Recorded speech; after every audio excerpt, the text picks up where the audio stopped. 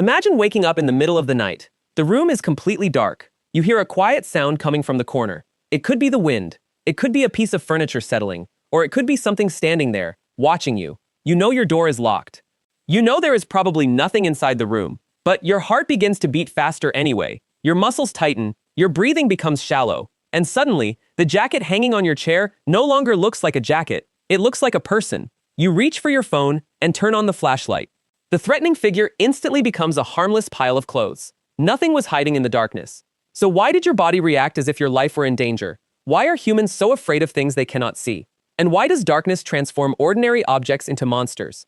The answer begins long before bedrooms, flashlights, locked doors, or even modern humans existed. Humans are not necessarily afraid of darkness itself. Darkness cannot bite us. It cannot chase us. It cannot grab us from behind. What frightens us is what darkness prevents us from seeing. During the day, our eyes collect information about everything around us. We can identify objects, recognize faces, estimate distances, and notice possible escape routes.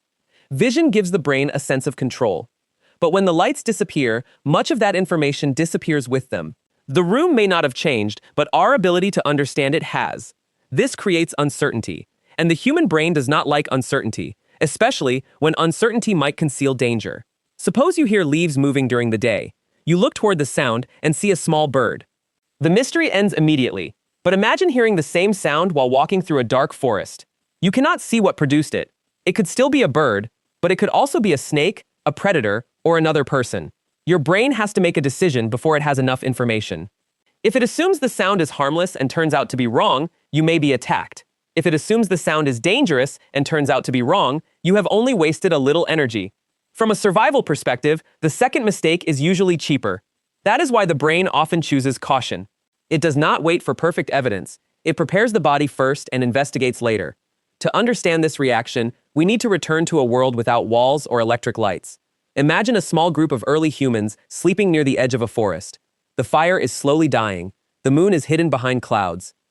Beyond the light of the camp, almost everything is invisible. But the darkness is not empty.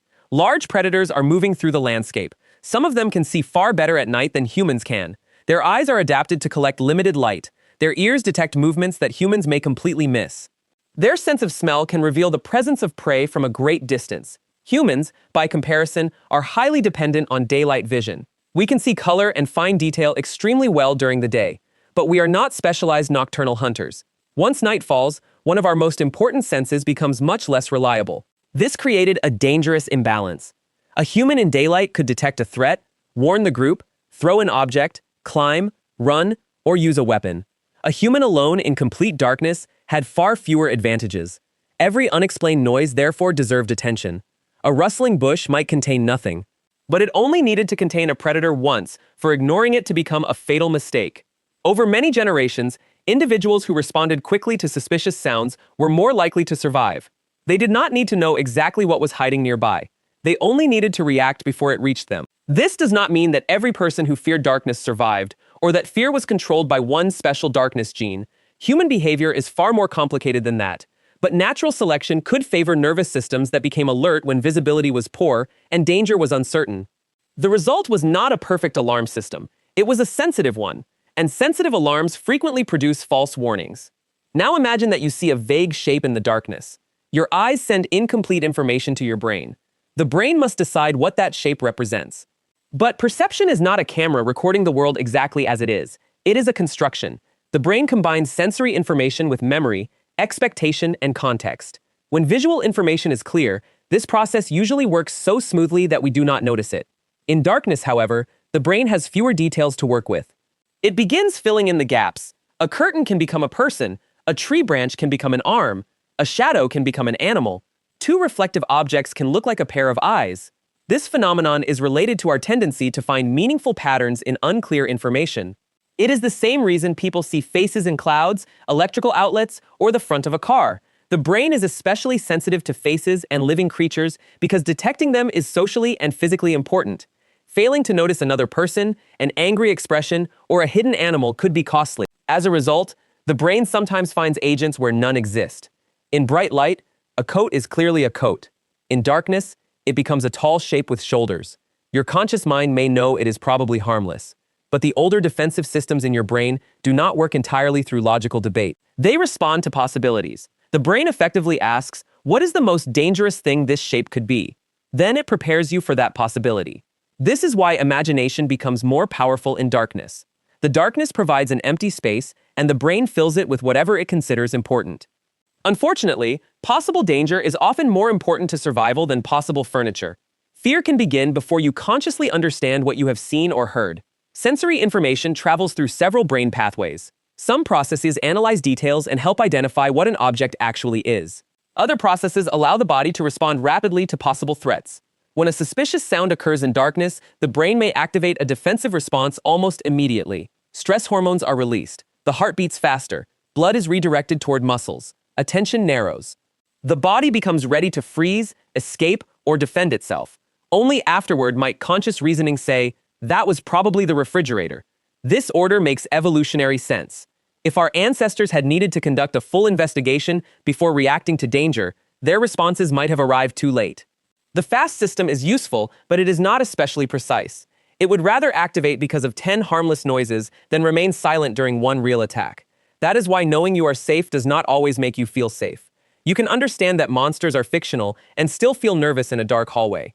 You can know that your house is locked and still check behind the door. You can recognize that a sound came from a tree and still feel your heart racing. Logical knowledge and automatic fear are connected, but they are not identical. One can say, there is nothing there, while the other says, check again. Fear of darkness is especially common among children.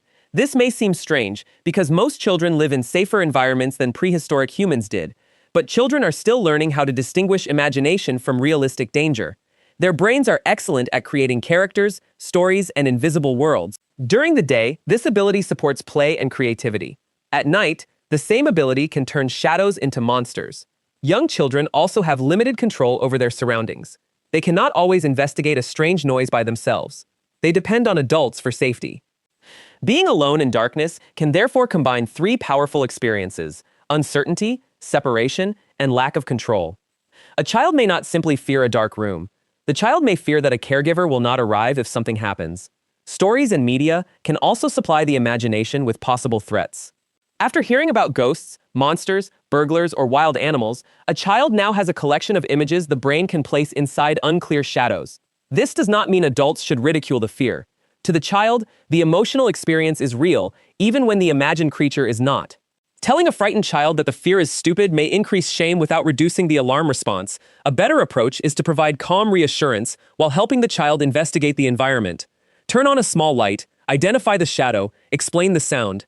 Repeat the process until uncertainty becomes familiarity. The goal is not to prove that fear is ridiculous. It is to teach the brain that the dark environment can be understood and managed. Biology may make darkness unsettling, but culture decides what we imagine hiding inside it. Every society has stories about beings that appear at night. There are ghosts, demons, witches, wandering spirits, monsters, and mysterious creatures that live beyond the firelight. These stories differ across cultures, but many share familiar features. The creature is difficult to see.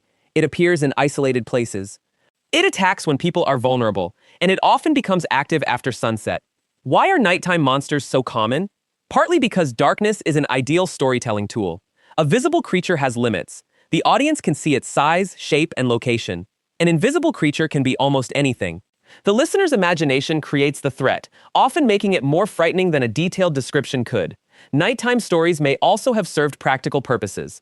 Warning children not to wander outside after dark could protect them from cliffs, rivers, strangers, predators, and other real dangers. A simple safety instruction might be forgotten.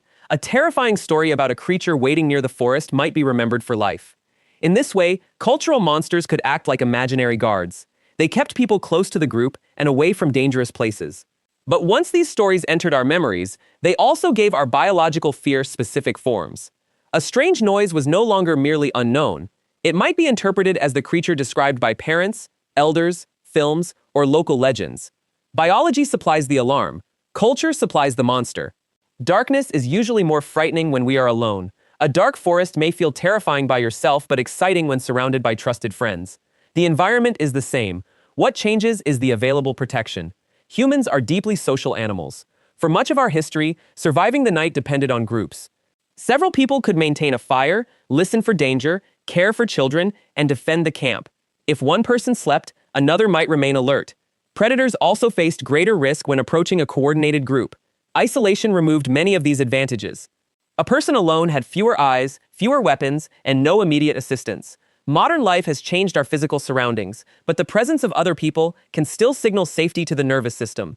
This is why hearing a familiar voice may reduce fear. It is why children call for their parents. It is why people talk or sing when walking alone through a dark place.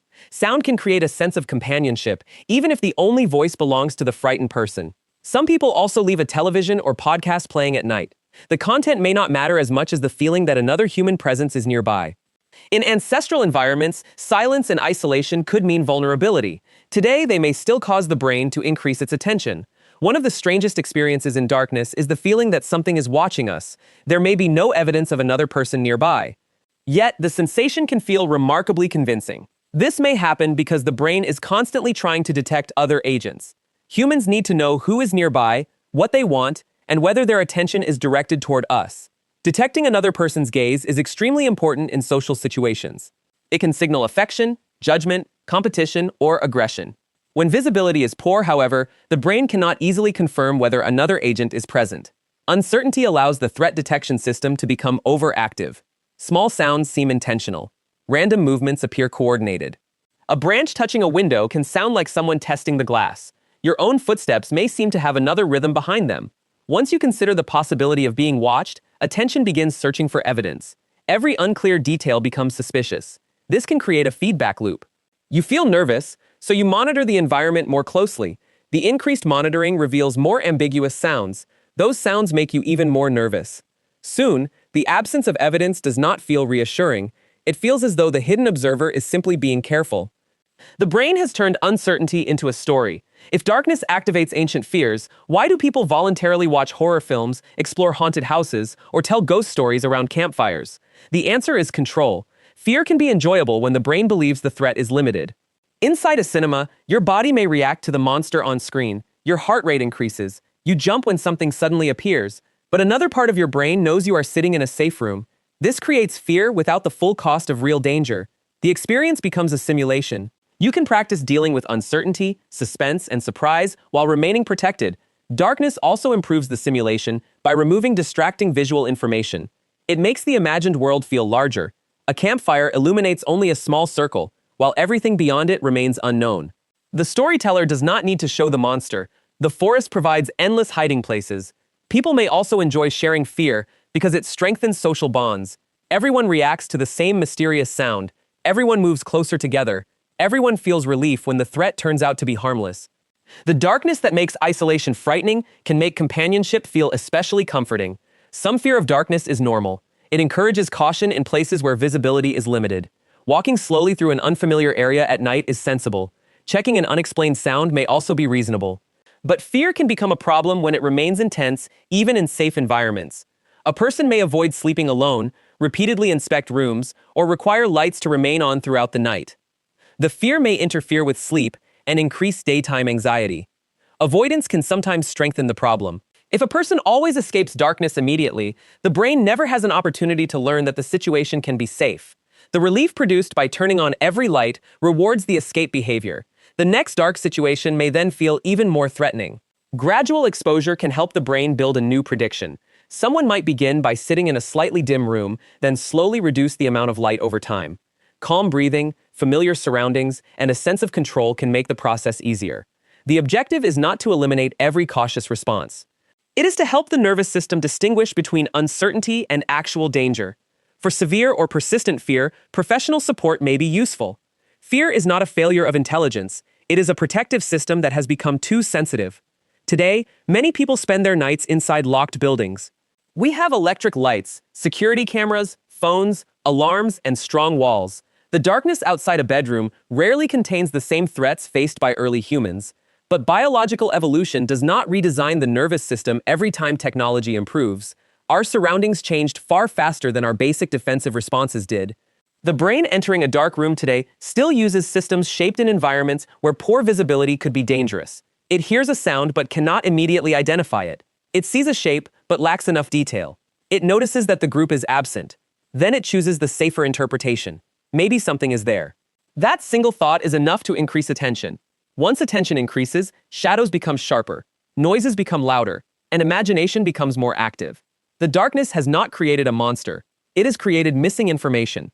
And the human brain has filled that missing information with a possibility that helped our ancestors survive. So why are humans so afraid of things in the dark? It is not because darkness contains more monsters than daylight. It is because darkness takes away our certainty. It weakens the sense we depend on most. It hides faces, distances, movements, and escape routes. It forces the brain to make decisions using incomplete evidence. And when survival might be involved, the brain usually prefers a false alarm to a missed threat. Our ancestors lived in a world where ignoring one suspicious sound could have deadly consequences. The nervous systems that protected them are still operating inside us. That is why a harmless coat can become a silent stranger. It is why a branch can sound like fingers against the window. And it is why an empty hallway can suddenly feel occupied. When the light returns, the monster disappears. But the monster was never truly inside the room. It was created by a brain trying to protect you from what it could not see. So the next time you hear something moving in the darkness, remember that your fear is not proof that something is there. It is proof that millions of years of survival have taught your brain one simple rule. When you cannot see what is waiting nearby, prepare as if it might see you. And now the real question is this: if darkness itself is harmless, why does turning your back to it feel so much worse? Subscribe for more animated explanations about human evolution, psychology, ancient life, and the hidden instincts still controlling us today.